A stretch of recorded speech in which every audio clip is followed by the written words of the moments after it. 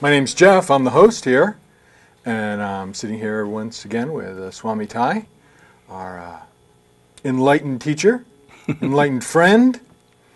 And today, and these next couple of programs, I want to get into something that you had mentioned at the meditation class, the meditation that we have every other week here in Ashland.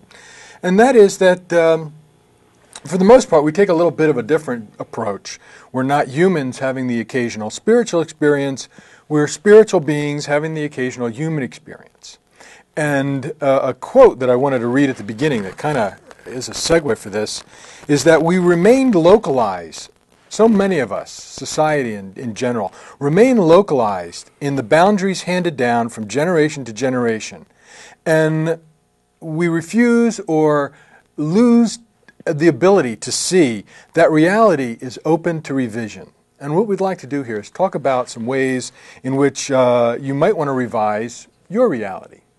The thing that you were talking about in the meditation was that there are multiple bodies. There's the physical body, but then there were multiple energy bodies that we all carry around with us.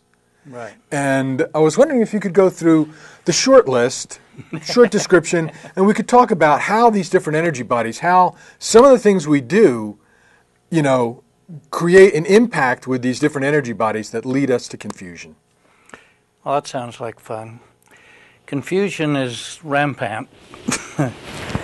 But what he's talking about here in this quote from Deepak Chopra, we are non-local beings. We don't understand that as a general rule because we're focused in the physical body, the emotional body, and the mental body. But we are in fact non-local, which means we don't have a necessary focus in any time or any place in the universe. Our being encompasses that at all times. Body that we're all familiar with, which is not our first body, by the way. But the first body that we're all familiar with is the physical body. And that in itself is an energy body. There is no physical thing here in the way we generally think of physical. There is a bunch of energy running around other bunches of energy, but this is mostly empty space. I think it's like $1.75 in component parts. Yeah. Oh no, with nuclear energy it's quite more expensive now, or worth, hundreds of dollars now. Well, just the calcium, the water, that stuff. But the next body that we talk about, now there's only one thing. We talk about body, mind, and spirit as though they were three separate things. There's only one thing, there's just you. But we can break you down into a series of different energies that we call different bodies. So the second one is the odic pranic vital health body. That's a connector body. It doesn't go out on its own like some of the other bodies can. But it's a connection between the physical body and the astral body. When you're beginning to, in some of the mystery schools, learn how to see auras, the first thing you learn how to see is the odic pranic vital health body, because it's very easy and you can see it with your physical eyes. And the way to do that is to exercise your hand, get some energy going. Imagine your arm and hand filling up with energy. And then you put it against a dark background and put a soft focus on your eyes and look right past the fingertips. Don't look at the fingertips, just look past them. And there it is. Very easy, and you're seeing it with your physical eyes. It's something that most people don't see most of the time. Mm-hmm. The reason it's called the odic pranic vital health body, prana is the basic energy of humanity. Mana in some terms, chi. Odic is magnetic, stickiness. Whereas actinic is the opposite. Actinic is like the sun is actinic energy. It's expansive. It's going out all the time. So the odic pranic vital health body, it's sticky, and it's energetic, and it has vitality, and it is a body.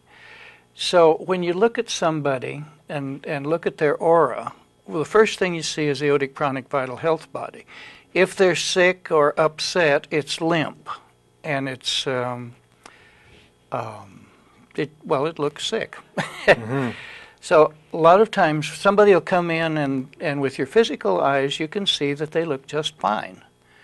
But with your deeper perception and your physical eyes, you can tell they're sick and they're covering it up, they're hiding it. Well, what you're actually seeing is the odic pranic vital health body.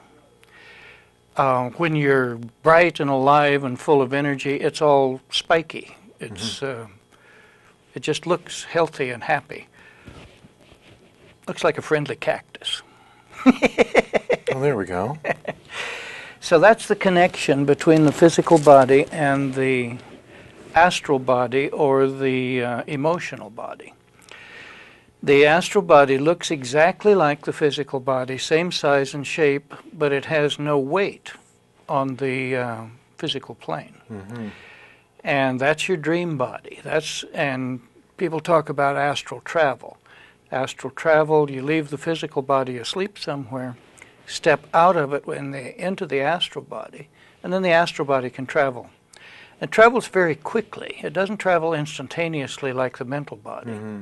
But you can, just buzz right over to India and visit the temple. And sometimes people with vision can actually see you when you're out in your physical or in your astral body.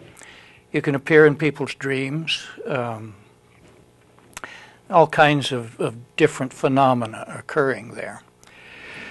But it is the body of the emotions, and it has a tendency to get caught up in emotion. Any frightening thing that happens will snap you right back into your physical body. So when you're out in the astral body, you want to stay as calm and collected as possible.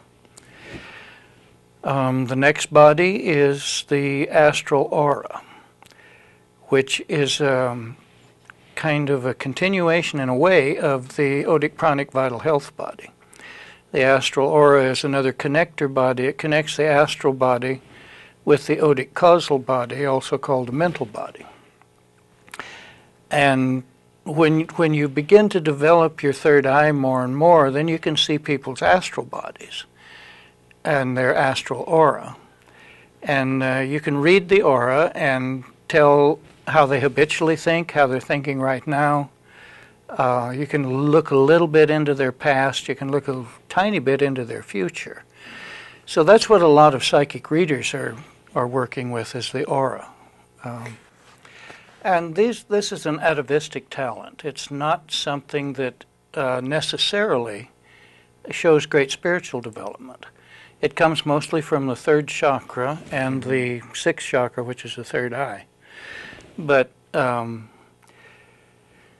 animals have that. Animals can see people out batting around in their astral bodies. Animals can see how you feel before you get up to them.